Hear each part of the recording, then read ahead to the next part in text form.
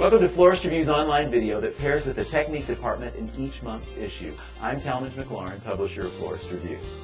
Today's technique is about taking a simple cylinder, an everyday container, and making it wonderful. There are so many beautiful ribbons that are available to the florist today that it's a shame not to use them more often. And I think this technique is a wonderful way to showcase those great ribbons.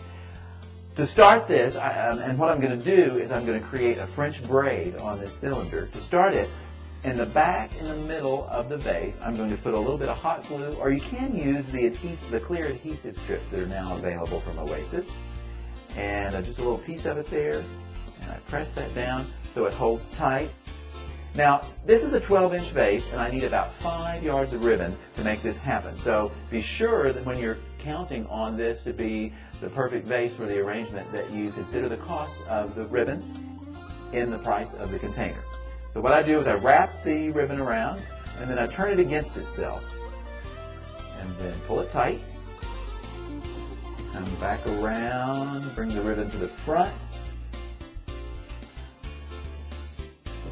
Always keeping it as tight as possible, and then find that center point, wrap it against itself again, and then just keep repeating this all the way down the length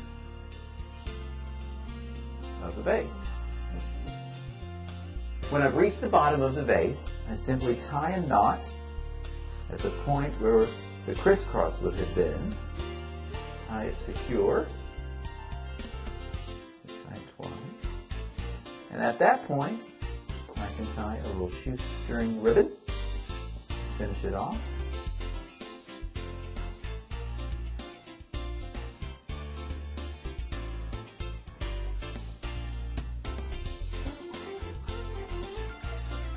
Tie 2 loops. You could go again with a shoestring for 4. Let's do that.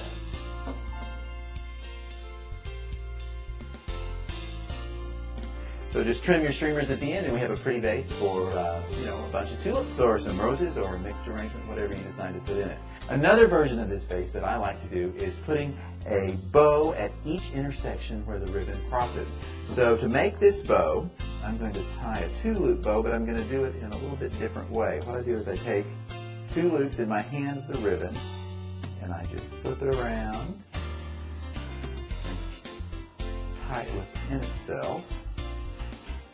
What you create is a 2-looped bow with no ends. You have 2 streamers and 2 loops, and that can be glued right at the point where each of the ribbons intersect.